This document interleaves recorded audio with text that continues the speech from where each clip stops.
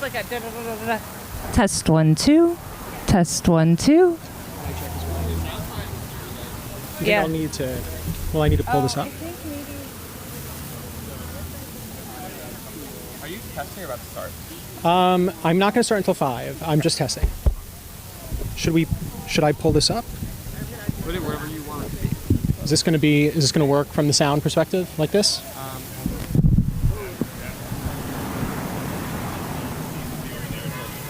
Come on, guys.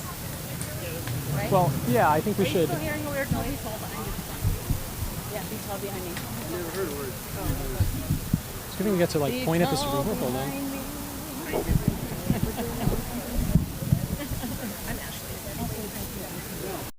Talk, sir. Can you hear me? Should I pull it up closer? Keep it where it is and do the ABC. A, B, C, D, E, F, G, H, I, J, K, L, M, N, O, P. Can you hear this? Q, R, okay, A, B, C, D, E, F, G.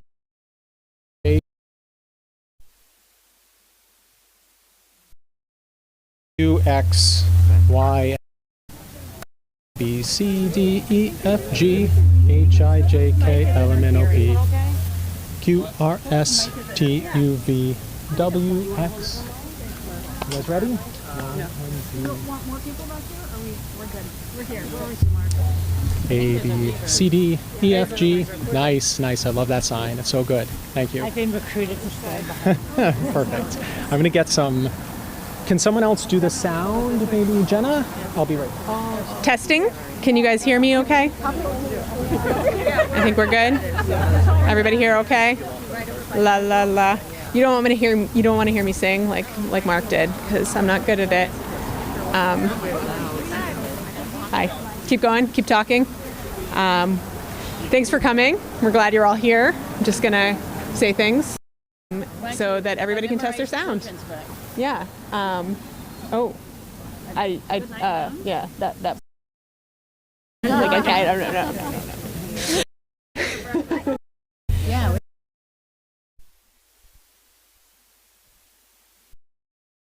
You know, it's a big.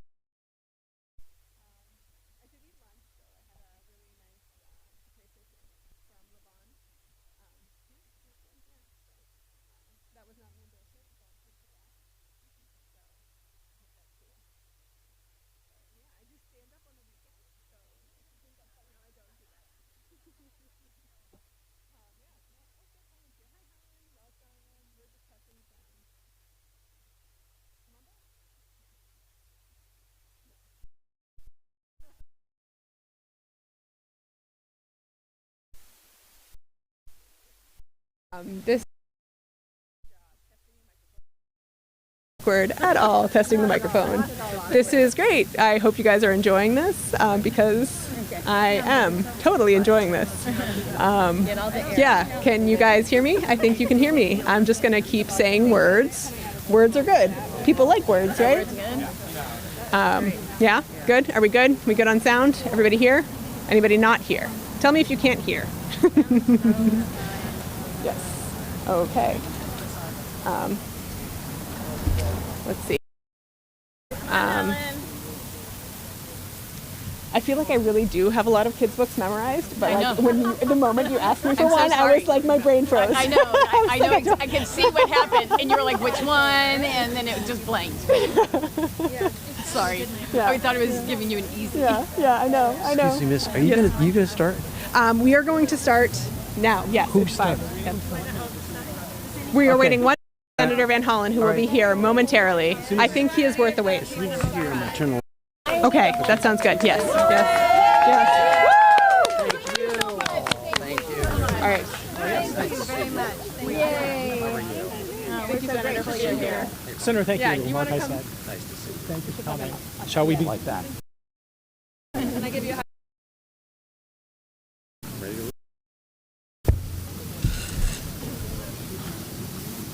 Thanks, everyone. Good evening, and thank you for being here. My name is Mark Heisted, and I'm a brain scientist. I'm at NIH, but I'm here as a citizen. We stand here today at a moment of the greatest assault in our lifetimes on our freedoms. The U.S. Constitution is being shredded. This administration, the White House, is lawlessly ignoring the Constitution, and the Supreme Court is lawlessly signing off on it. We are here today to call on Congress to stand up and stop it.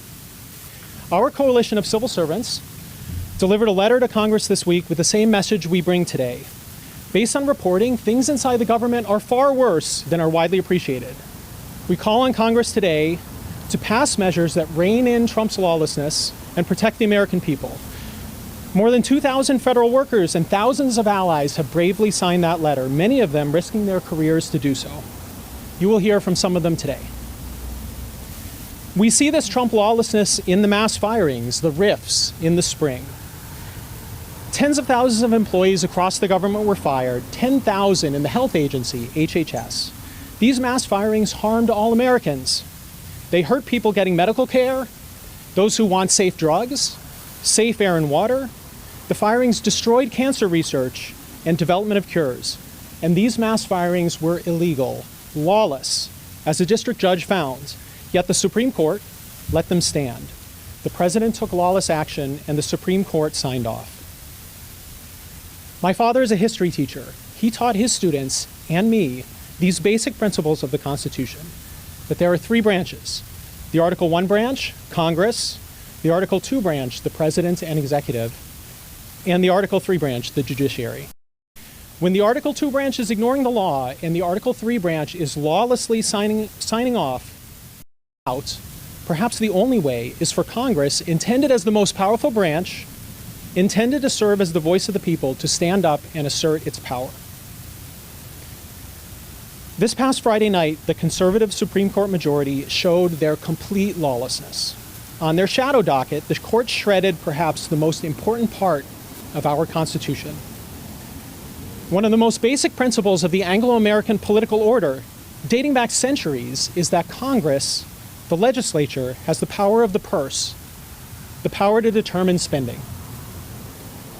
Trump, with Russell Vogt, the Project 2025 lead, now inside the White House, has been taking this power, seizing this power from Congress, and ignoring the Constitution. And late Friday night, as if to hide from public attention, the Supreme Court handed down a ridiculous order that signed off on this lawlessness. There have been threats from Trump that more civil servants will be fired this week, but they already claim the right to lawlessly fire workers. From here, those threats look like a sign of fear. The administration is afraid of Congress standing up. They know that Congress has the power to stop them. They know that the people have the power to stop them. I want to take a second to speak from my expertise as a scientist. American science, the gold standard and world-leading science and information innovation enterprise, is being destroyed. I've talked to scientists around the world who cannot believe that, as a news story said, a scientific superpower is destroying itself. I'll talk about medical research. Last week, headlines read, "Trump is canceling the war on cancer." That is right. Cancer cures for you, for your parents, for the American people, for everyone, are being destroyed. It is happening for other kinds of research too. Alzheimer's research, addiction research, pain research, infectious disease research on diseases from AIDS to Ebola to antibiotic-resistant bacteria. All of this research, all of these potential cures are being blown up in the governments and at universities in all 50 states. Every American should know this, and everyone touched by cancer should know this. A flat budget, a normal budget, is not enough. NIH saw a flat budget this year, NSF saw a flat budget this year, and yet science across the country is still being destroyed by lawless presidential interference. The same is true for immigrants, for the economy, for hospital and health care. The administration is acting lawlessly to harm them. This week in budget negotiations, Congress has a rare moment of leverage to check Trump's executive overreach, and it must stand up and do so. I'm here today at risk. We are all here today at risk to ourselves and our families. There is a risk of lawless retaliation, but I know that all of us here today, have free speech rights to be here and to say this. Yes.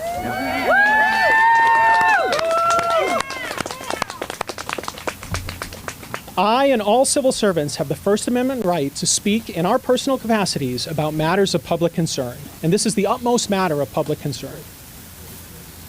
The U.S. Constitution is being shredded by this administration. It must stop. Congress must stand up and stop it. Thank you.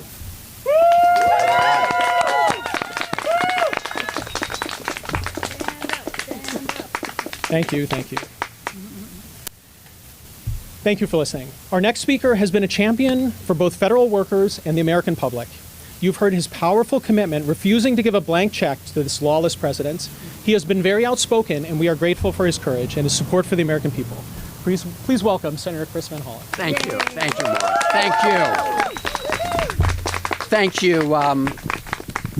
Thank you, Mark. I want to start by thanking you and all these amazing, dedicated federal employees. Let's give it up for all the federal employees here.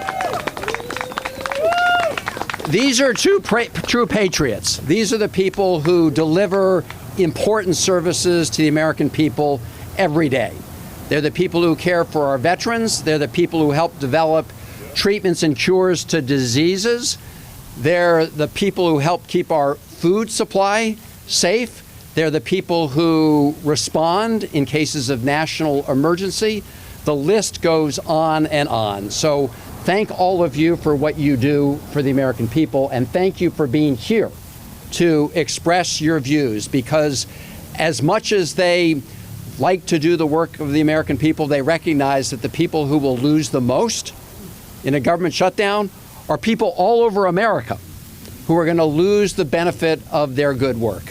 I just met last week with a man from Atlanta, Georgia, who'd been part of one of the clinical trials that had been disrupted. And for a little while, his life was put at risk. He was able to get back in, but he told me the story of a woman who'd been part of his clinical trial who, while it was being disrupted because of actions of the Trump administration, developed complications that disqualified her from continuing to be in that clinical trial on cancer. She's in hospice right now. So what the Trump administration's been doing to date has real consequences. They have disregarded and disrespected and gone after hardworking federal employees. And they've done it from day one. Elon Musk said he was going to take a chainsaw to important federal services. He went after federal employees at Social Security Administration, Medicare, NIH, Department of Education, across the government. And so I think the point Mark made needs to be emphasized, which is this lawless behavior has been ongoing since day one of the Trump administration. They have been shutting down the parts of the government that they don't like and beefing up the parts of the government that they want to focus on. So this has been going on since day one. Now here we are. Trump is asking for a blank check from all of us to continue activity. And this is a moment for members of Congress to say, no, a lawless president does not get a blank check. So none of us want to see the government shut down. Apparently, Donald Trump's position is if he doesn't get a blank check, he will shut the government down. That's what he is saying. We have presented an alternative. The Democrats in the Senate have presented an alternative to keep the federal government open. But it does include guardrails and safeguards to protect us against the illegal withholding of funds that have been put forward by the Congress through the constitutional process, and to put up other safeguards. It also turns off the ticking time bomb that Republicans left in place on Americans' health care. Because at the end of this year, if we don't defuse that bomb, people are going to see their health care premiums go up in the Affordable Care Act exchanges. 4 million Americans will lose health care altogether. Notices will start to go out in October, next week. And so we want to keep the government open, but we want guardrails and safeguards, and we want to make sure we turn off this ticking time bomb. That's what we want. And when Russ Vought, who, as we all know, infamously said that his goal was to inflict trauma on federal employees, when he threatens to use a shutdown to fire more federal employees, I think we all understand that a shutdown gives this administration no more power to do that than they do today. Today, they are engaged in lawless activities. In fact, there are very good arguments to say legally that it's more difficult for them to accomplish those goals during a shutdown. They certainly should not be accepted activities in a shutdown, but we are dealing with a lawless administration. But the point is, they've been doing this from day one. We cannot be complicit in this ongoing assault on federal employees and ongoing assault on the American people, because these great patriotic Americans work for the American people. So when Donald Trump goes after them, he's going after the American public. That's what's happening here. We're here to say no more blank check. We need to make sure that what we do here in this Congress really does reflect the will of the American people. And so thank all of you for being here. Thank all the federal employees for exercising your First Amendment rights, which they're also trying to destroy. But we will persevere, because what they want us to do is shut up and go away. And all of you are here to say, no, you're not going to shut up and you're not going to go away. You're going to stand up for the Constitution. We're going to do what's right. Thank you all for being here. And now let me bring up a great partner of mine from Maryland in the United States Senate, somebody who's been working very hard to protect federal employees, protect the important services they provide to the American people, and protect our health care. That is Angela Alsobrooks. Good afternoon. Privileged to be here with the senior senator from the state of Maryland, my great partner, Chris Van Hollen. And I am especially proud to stand today with our federal employees. I'm reminded during a time like this, I think about my grandmother. Her name was Sarah Daisy, and she was a very, very proud federal employee.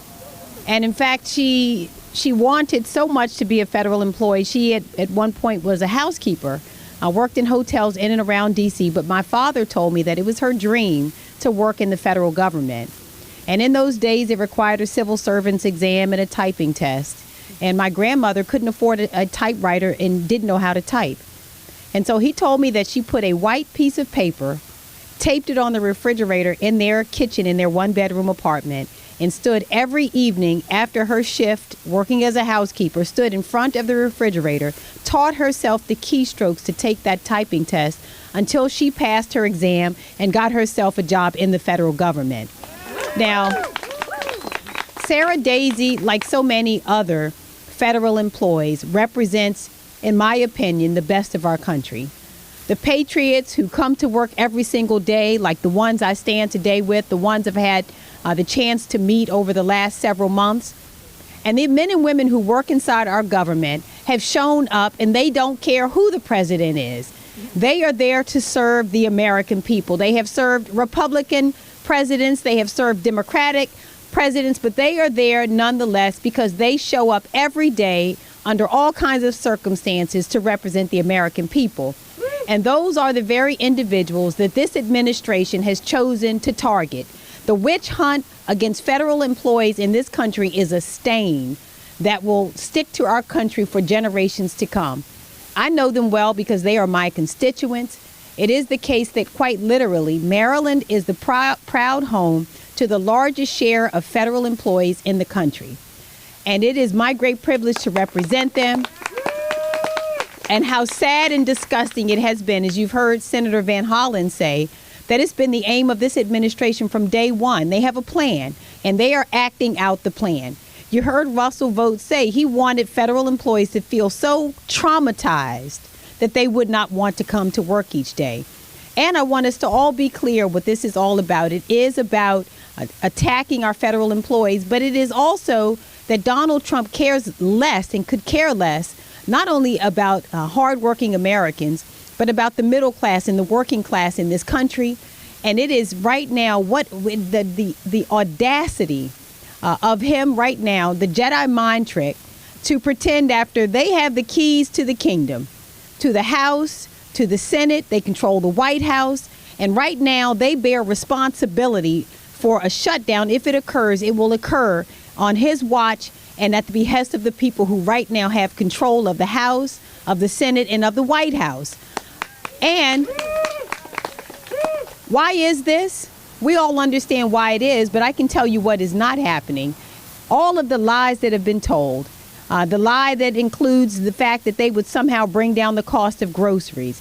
They said they would bring down the cost of living, that the cost of goods would become more affordable, that they would bring down the cost of housing. None of this has happened. But instead, what has happened is that he has more and more taken away the lives and livelihood of Americans, and this is yet another effort to do that. So I stand with our federal employees. We are here to stand together to also insist that this whole process of taking away insurance from Americans, that we will no longer allow this to happen. We've seen already the cuts to Medicaid that will take effect. As you've heard Senator Van Hollen say, beginning next week, Americans can expect to receive notices that will indicate that their insurance premiums will go up as far as 20%. And so this attack on the American people really has to stop. And I am standing again with all of our federal employees. It's the reason that I have introduced legislation along with my colleague, Congresswoman Sarah Elfreth. I introduced the Help Feds Act, which would ensure that federal workers don't have to worry about being compensated for their work. It would compel the states to provide unemployment compensation benefits to federal employees during a government shutdown. I believe, yes, our federal employees deserve so much better than they've gotten. Our essential workers have proven how important they are to all of us, and they should not have to suffer because of an administration that cannot get out of their own way. So I'll keep fighting for you, and I ask that all of you keep fighting too, and we will win. Thank you so much.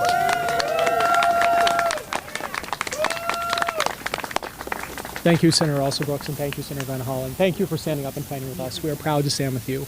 The next speaker is Charlotte Slyman from the FTC here in her personal capacity.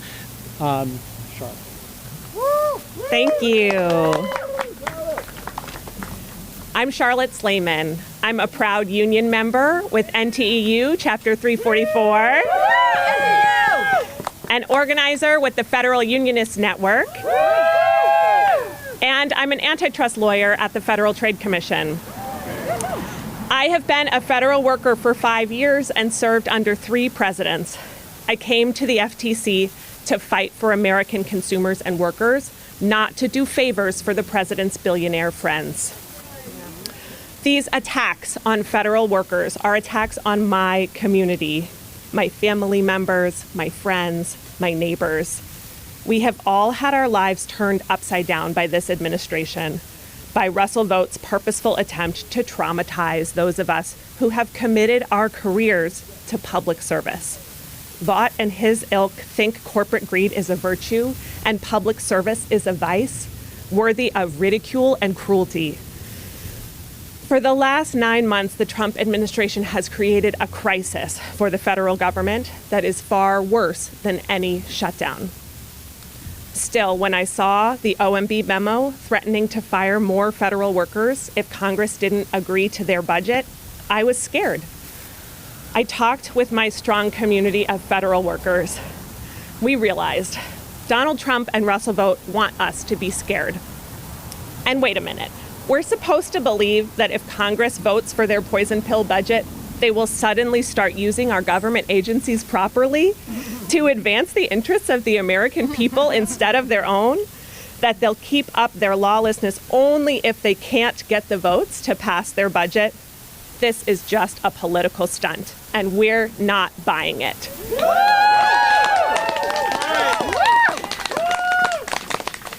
This crisis of our federal government, the crisis that began almost immediately on January 20th, is taking a terrible toll on our public servants. But more importantly, it's taking a terrible toll on the American people and the American economy and the rule of law. Vital government programs cannot run properly with a skeleton crew.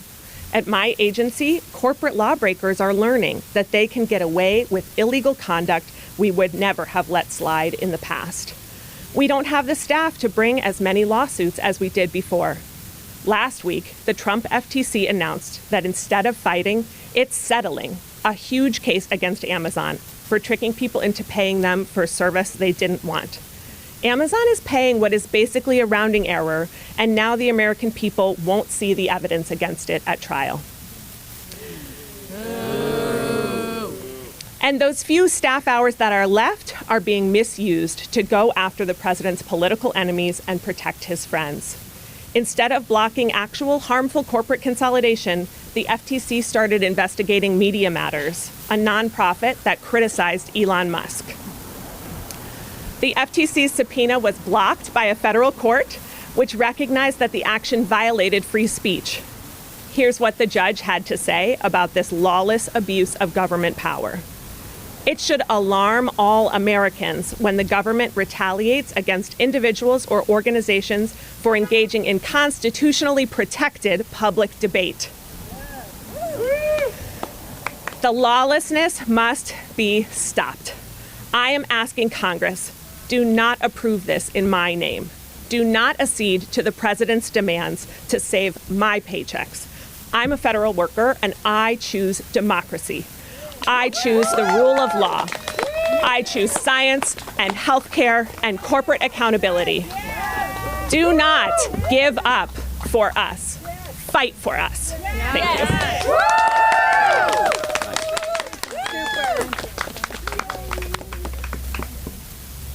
Thank you, Charlotte. That was amazing. Our next speaker is Kaya Chatterjee, the amazing founder and executive director of Free DC, the movement that is rising in the District of Columbia to defend against Trump lawlessness. Kaya. Hi, everyone. Again, my name is Kaya Chatterjee. I am the executive director of Free DC, and we are here experiencing in DC just straight lawlessness. DC is right now one of 5 U.S. cities that is being threatened by a military occupation, and we are under current military occupation. What this looks like is really jarring for our communities. So what this looks like is there are gangs of federal agents. Sometimes they're masked. Sometimes they're on unlabeled cars. They're jumping people in the streets. They are our rights under the Fourth Amendment of the Constitution. They are not following due process. And they are just tormenting our communities. Our children are witnessing this. It's happening in front of our schools. It's happening in our parks. It's happening at soccer games. And on top of that, we have the presence of the National Guard here from 6 different states. They've come here, and they're carrying these long rifles around, and they're normalizing the presence of the military in the capital of this country.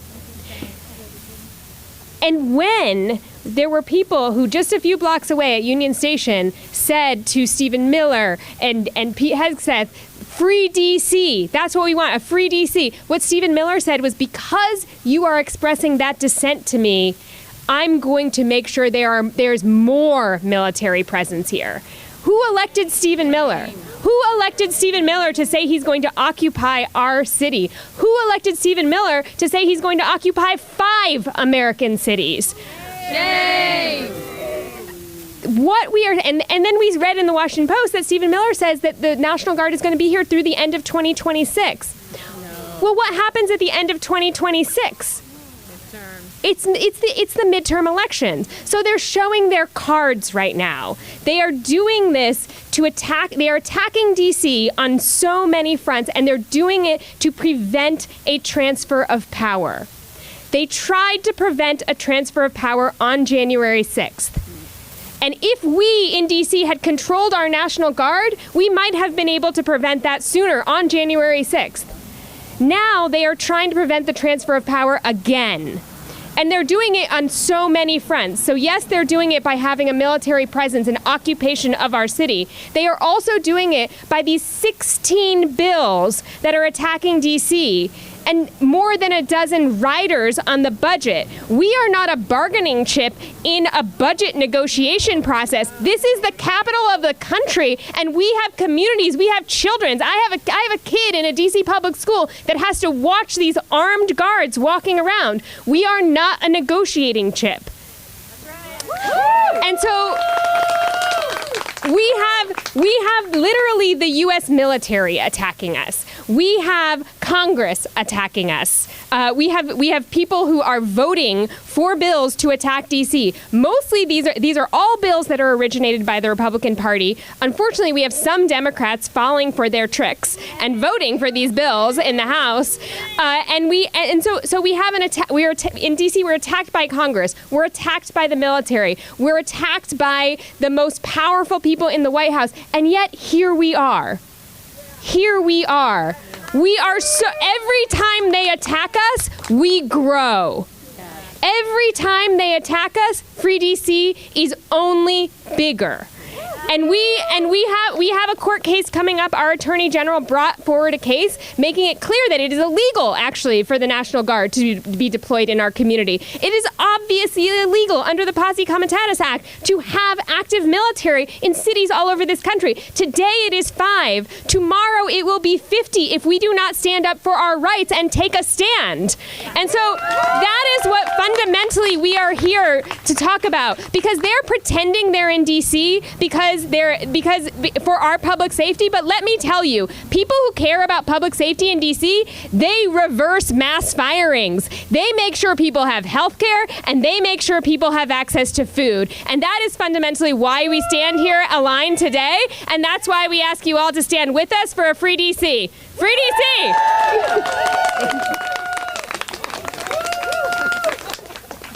Thank you, Kaya. Our next speaker is Representative Glenn Ivey. Thank you, Representative. Thank you. Representative Ivey has been laser focused on protecting the rule of law and has been a powerful force against the Trump administration lawlessness. We're very happy to have you here today. Thanks for having me. Thanks for having me today. Let's hear it for Free DC. Doing great work. We had a press conference over on the Triangle in front of the Capitol. What was that, 2 weeks ago, I think it was, to fight the lawlessness of the Trump administration. They were bringing out all these National Guard guys.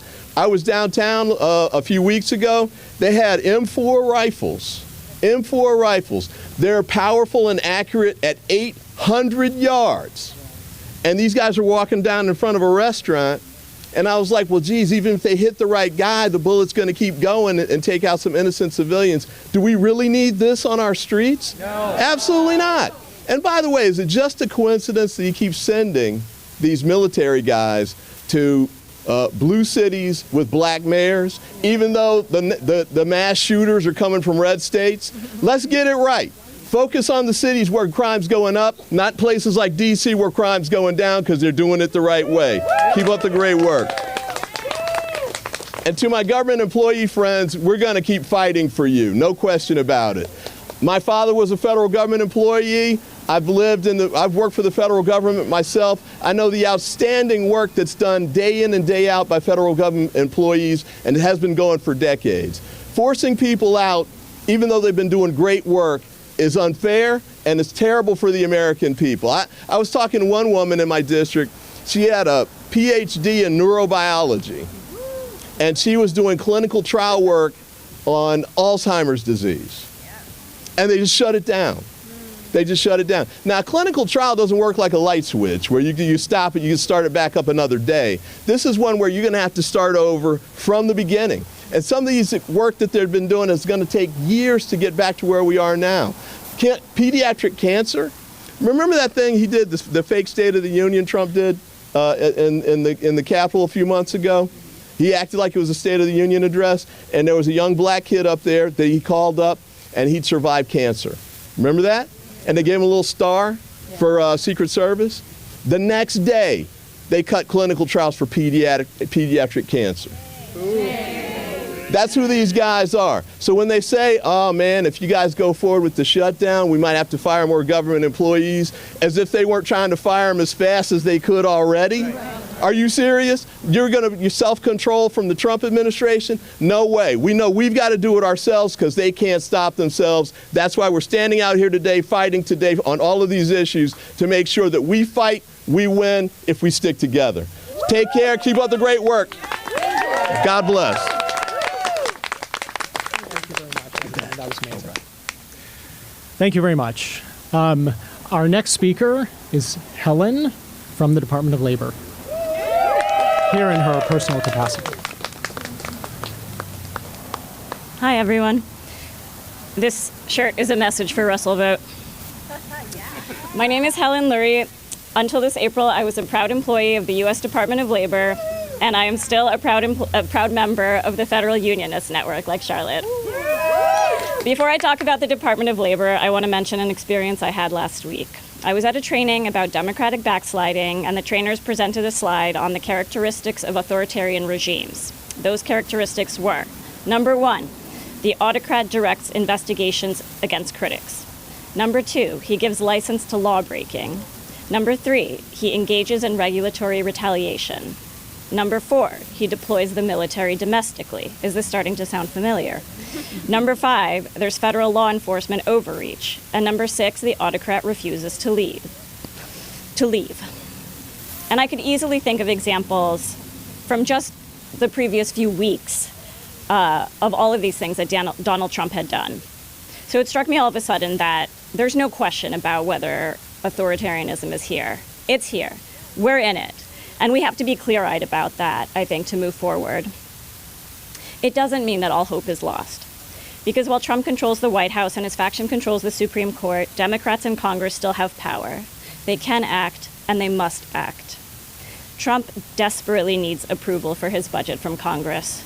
So our demand and our plea to Democrats in Congress is, do not give it to him. Do not give it to him unless you can get meaningful protections for American civil liberties and the federal programs that so many millions rely on. Your votes on this budget are the one tool you have right now. Please use it.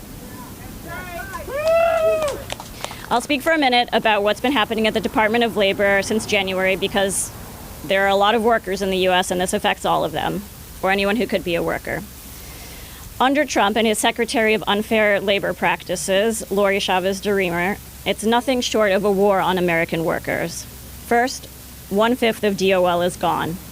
That means fewer people to inspect unsafe work sites and protect workers from wage theft, a crime that takes $50 billion out of workers' pockets every year. That's billion with a B.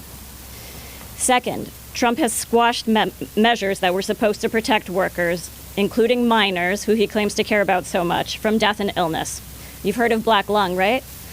Well, their motto should be, make black lung great again. Third, programs that train young people, women, and seniors for good-paying jobs, they're gone. Fourth, programs that had been making progress toward ending child labor and human trafficking, they're all gone. And fifth, the Trump regime is even attacking basic economic data. He literally fired the commissioner of the Bureau of Labor Statistics because he didn't like the jobs numbers, as if it's her fault and not the fault of his own policies. The worst part of all this is I don't even think DOL has it the worst out of all government agencies. Something that really troubles me is lawless Kristi Noem taking staff away from FEMA in the middle of hurricane season after a summer when floods killed dozens of children in Texas. Shame. Something else that bothers me just happened today at the Department of Housing and Urban Development when Secretary Scott Turner fired one whistleblower and put another one on admin leave in a completely illegal move. Shame. That kind of short-sightedness is criminal, and that's why we need Democrats in Congress to act. They have an opportunity to put a stop. You have an opportunity to put a stop to some of Trump's worst behavior, if you take it, which I desperately hope you do. So I'll close with this message. Democrats, Americans want to see you fighting for them. They want to see you go toe-to-toe with the bully. Please don't mess this up. Fight for us. Fight for America. Thank you.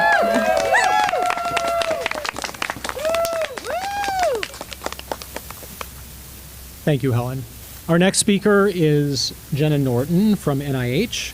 Jenna is a program officer who will talk to us about the destruction of medical research, health, and cures.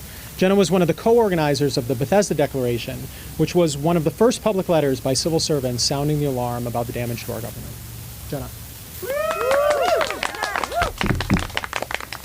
Thanks, Mark. So, as Mark said, my name is Jenna Norton. I'm a scientist and program officer at the National Institutes of Health, but I'm not here to speak in that role today. Theodore Roosevelt said, "Patriotism means to stand by the country. It does not mean to stand by the president." Woo! With those words in mind, I am here today to speak as an American patriot, to stand up for a country against an administration that is harming the American people. The Trump administration is destroying our fundamental American right to free speech. They are setting fire to the First Amendment of the Constitution by punishing FEMA and EPA and, as of today, HUD staff for speaking up. They are weaponizing the Justice Department, and they're even trying to get Jimmy Kimmel kicked off the air. I know speaking today comes with risks, and I am a little afraid, but democracy demands courage.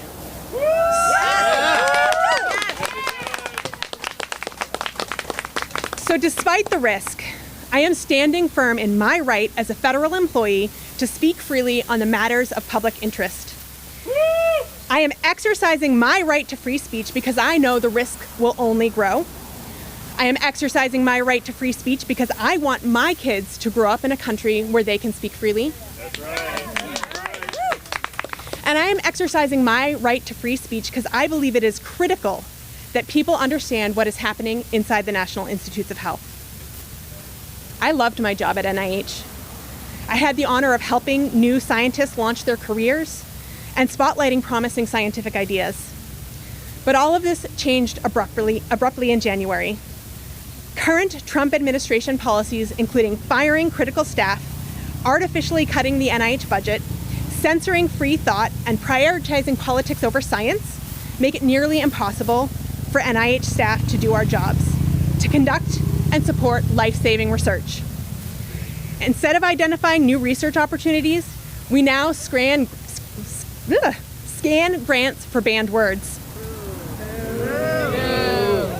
Instead of supporting research that saves lives, we now risk the lives of research participants by cutting off their trials midstream.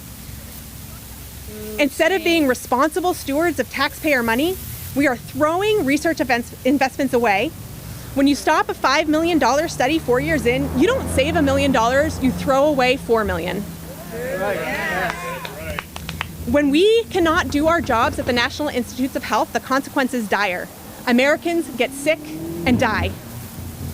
We federal workers are struggling to address the wrongs from inside the executive branch. Our grantees have tried to address these harms through the courts, but a Supreme Court firmly in Trump's pocket has repeatedly greenlighted Trump's lawlessness. Congress is the only remaining chance we have to stop the gutting of public services Americans depend on. This continuing resolution is a chance for Congress to do exactly that. That's right. And Donald Trump knows it. Last week, Trump and his OMB chief, Russell Vought, tried to bully Congress into passing a budget deal that is bad for the American people by threatening to fire federal workers like me. As a federal worker, I am here to tell you that every awful thing that would happen in a shutdown, shuttering programs that Americans rely on, damaging our economy, firing federal workers, all of this is already happening. As a federal worker, I am also here to tell you that I will not ask the American people to sacrifice to protect my job. I will not allow him to use me to hold the American people hostage, and I will not be Trump's political pawn. Yes! Giving Trump another blank check will not protect Americans. It did not work in March, and it will not work now. That's right. So I urge senators, only vote for a continuing resolution if it protects the American people, the services they rely on, and the federal workers who provide those services, even if that means a shutdown. We need Congress to stand up and fight for the American people. Thank you.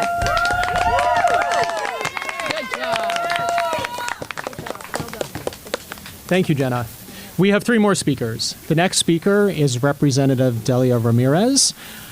Americans in her district have been harmed by Trump's lawless attacks on the Chicago area. The representative is the daughter of undocumented immigrants from Guatemala, and she now sits in a seat in Congress. Hers is the consummate American story of hard work and success. We are grateful for her strong and clear voice. Please join me in welcoming the representative.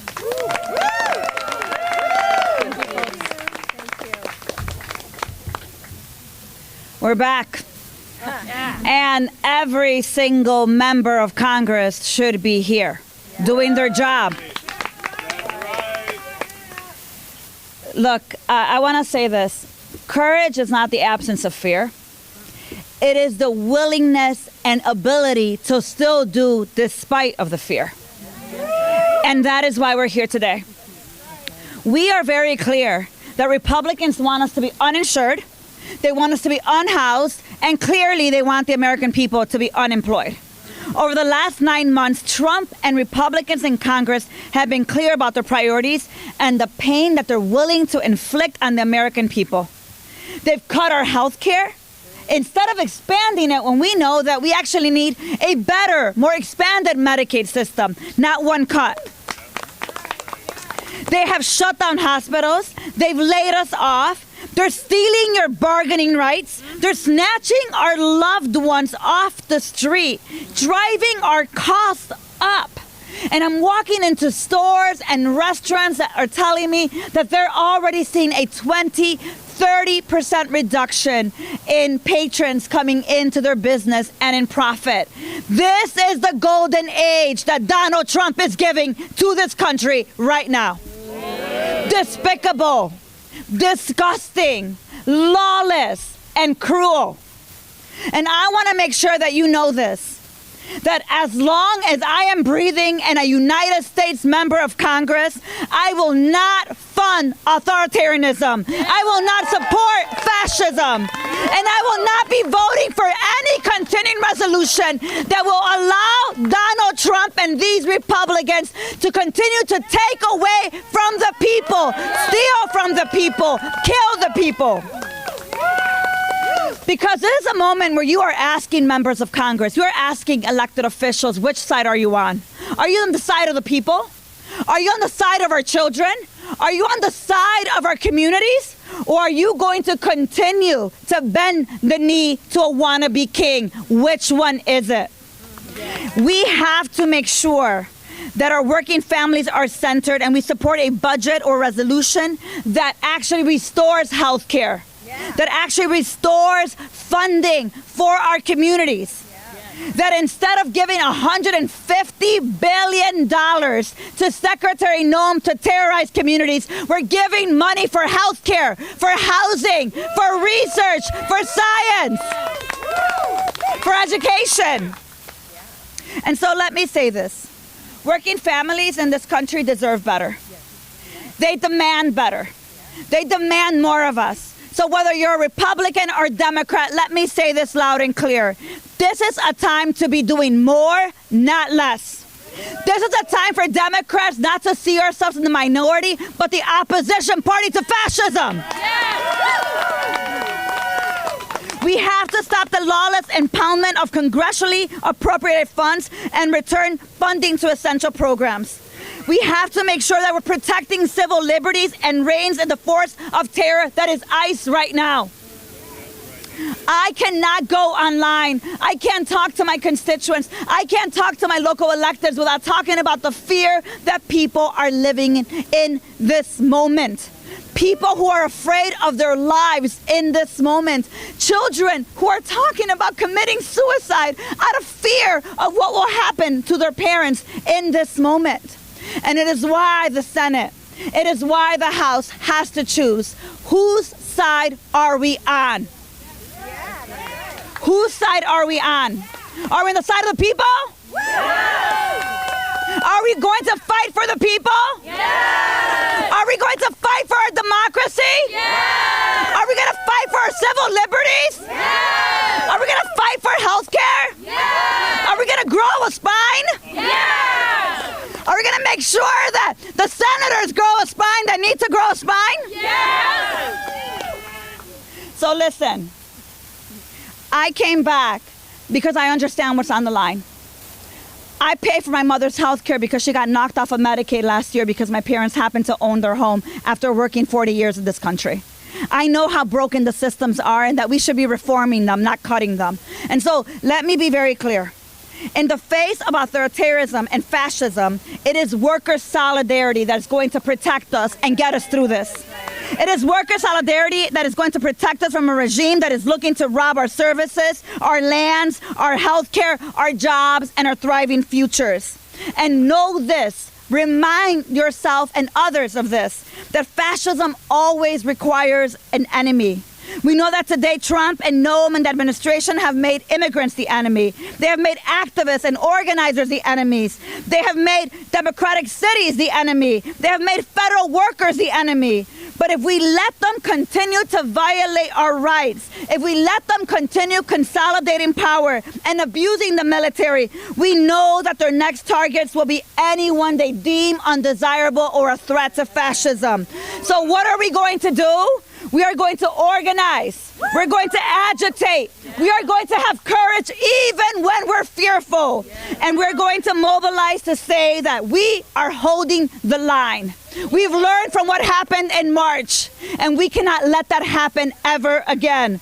So as far as I'm here, Delia Catalina Ramirez from Illinois 3, I am ready to hold the line. And if Republicans shut it down, they decided to shut down this country for the American people. Because I'm ready to vote for a budget that restores health care, that restores funding for housing, for research, for science, and for the American people. Let's go past that spending budget tomorrow. Thank you, everyone. Let's keep organizing.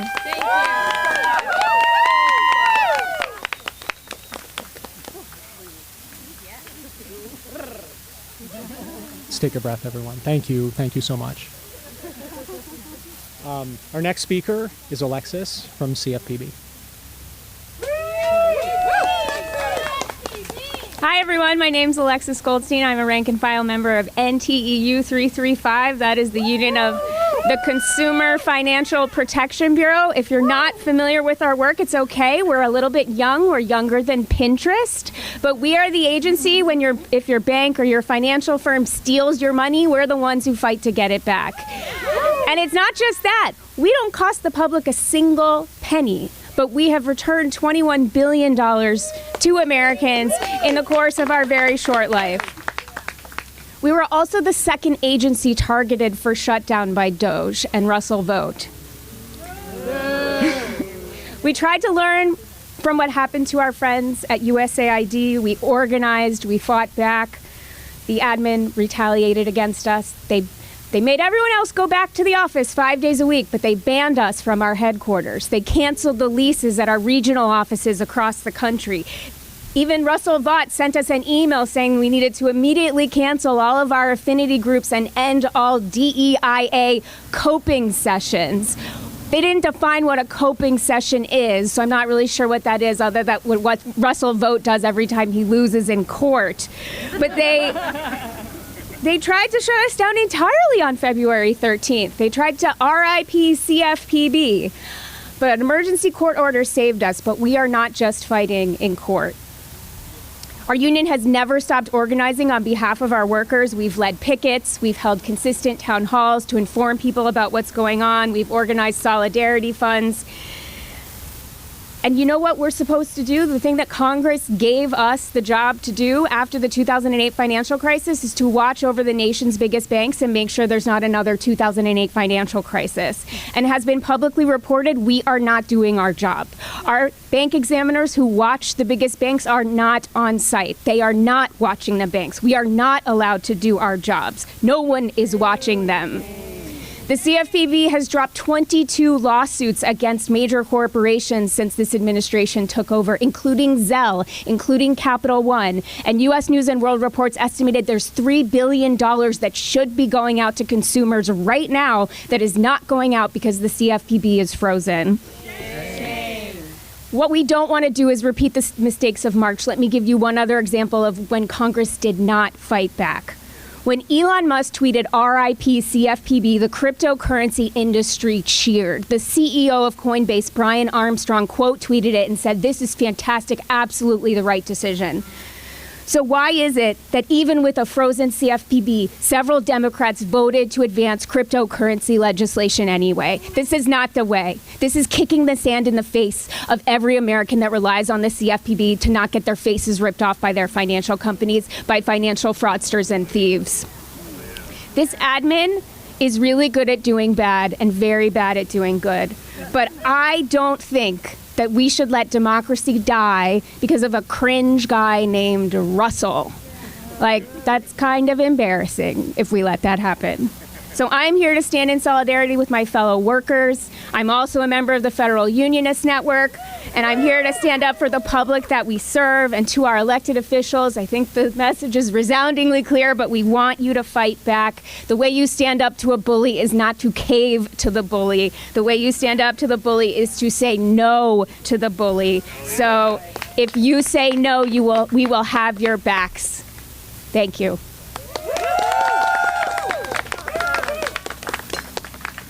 Thank you, Alexis. Our next speaker is from Stand Up for Science.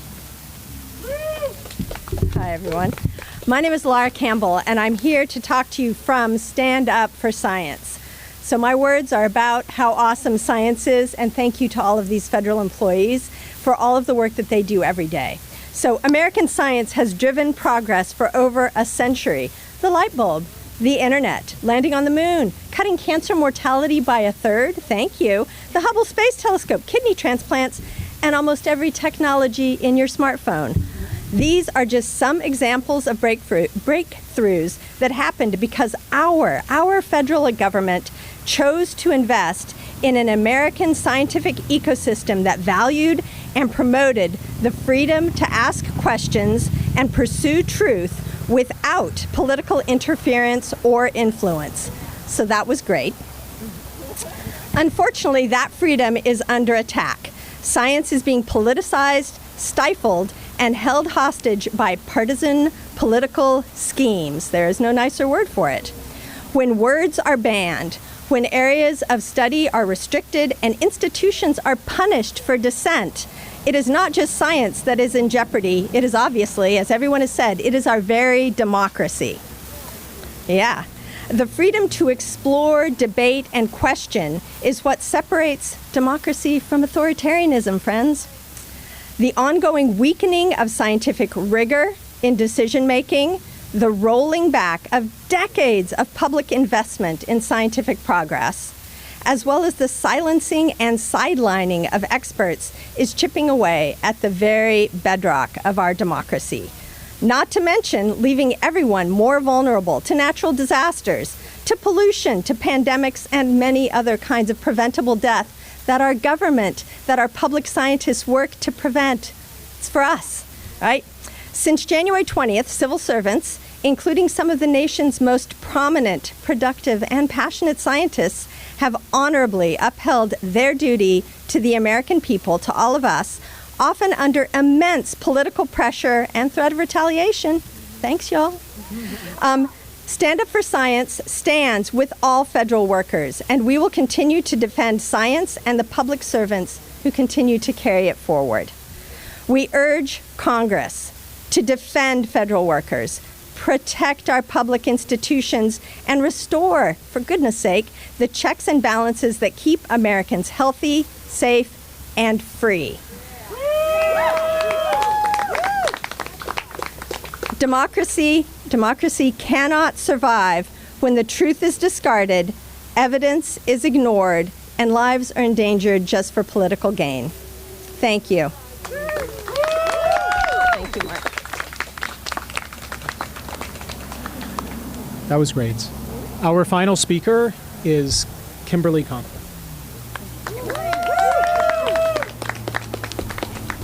Hi, my name is Kimberly Conkle, and I was raised in rural Arizona. I'm the daughter of a fireman father and a public school teacher mother. They taught me to run into disaster and to speak truth to power.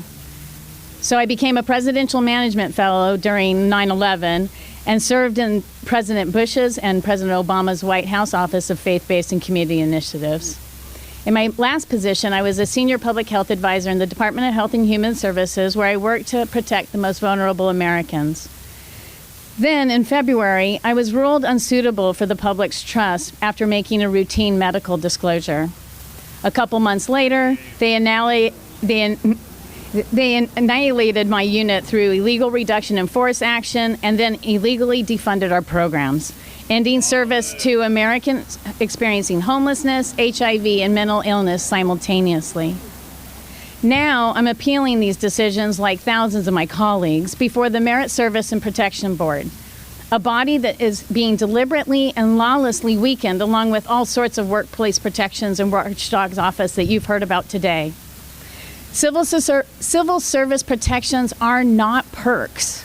They are democracy's immune system, shielding government from political infection that public servants can uphold the law and the Constitution without fear of retaliation or retribution. Civil service protections don't protect bureaucrats. They protect you, the American people, from a government of coercion, cronies, and bullies. I have made a covenant with God to end the maltreatment of children. In an effort to keep that covenant, I made an oath almost exactly 25 years ago today. In that oath, I pledged to defend the Constitution against all enemies and ended it with a plea for God's help. Russ Vought made his goal clear: to traumatize American workers, federal workforce. He's failed. He's just made us angry. We're standing up. What he has done, though, is make Trump really unpopular by traumatizing America, forcing us to worry about our health care and our Social Security, our economic productivity, the stability of our institutions, our standing in the world, and increasingly a government that's being weaponized against us. Science tells us that trauma is not just emotional. It rewrites our brains, damages our immune systems, even cuts our lives short. The CDC's Adverse Childhood Experiences study revealed that that there is a dose relationship between the amount of trauma a child endures and the risk of mental illness, cardiovascular disease, cancer, and even early death. Addressing the syndemics of suicide, violence, including child sexual abuse, untreated mental illness, and addiction was the work of my unit, and now is no longer.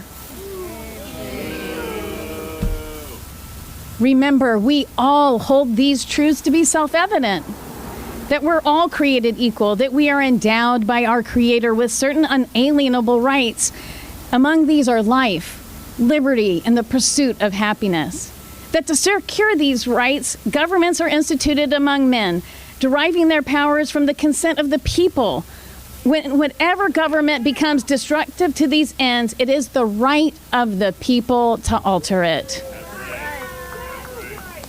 If Congress doesn't stand up now and defend our democracy, we're going to lose it. It's slipping away. We are standing here warning you. We're federal workers, and we know what goes on inside these buildings. The U.S. government is a behemoth, and it's confusing. But I can tell you this. I used to work for the American people, and now it's just being used to enrich billionaires and hurt us. Let's stand together up against this bully. Remember, we have nothing to fear but fear itself. Thank you.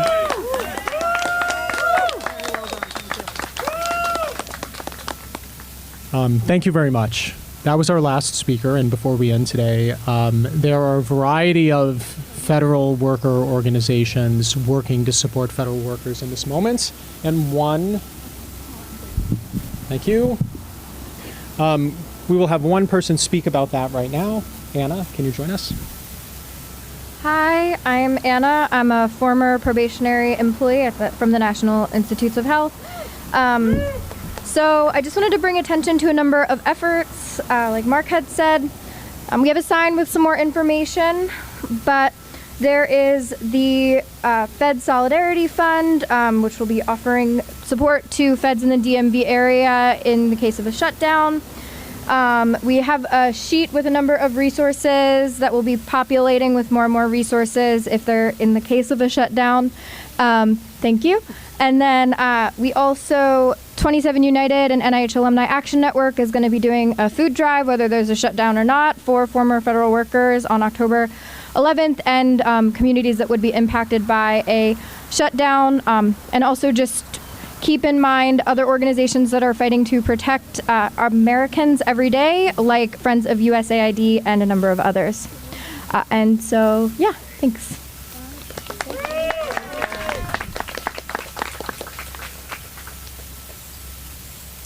So before we close, I'm Ashley Wilder-Smith, and I am a federal employee. I've been employed by the federal government for the last 23 years. When you become a full-time employee, you do swear an oath, and that oath is to the Constitution. And what we'd like to do today is repeat that oath, much like we repeat the commitment that we make all the time as public servants. What does that mean? We serve the public, and we do so because of that commitment. So as a result of that, we'd like to, as federal workers, swear this oath again. It is the same oath taken by the president upon assuming office. For many of us, it is a remarkable moment and the beginning of a lifelong dedication to the people of our country. So please join us, should you know the words, because I'm going to read them for you first. Arms up. Arms to a square. I, Ashley Wilder-Smith, do solemnly swear that I will support and defend the Constitution of the United States. That I will support and defend the Constitution of the United States. Against all enemies, foreign and domestic. Against all enemies, foreign and domestic. That I will bear true faith and allegiance to the same. That I will bear true faith and allegiance to the same. That I take this obligation freely. That I take this obligation freely. Without any mental reservation. Without any mental reservation. Of perfect purpose of evasion. Or purpose of evasion. And that I will well and faithfully discharge. And that I will well and faithfully discharge. The duties of the office on which I am about to enter. The duties of the office on which I am about to enter. So help me God. So help me God. Thank you. Thanks, everyone, for being here today. And let's get a final round of applause for all the amazing federal workers and every American who is here today to stand with us. Thank you.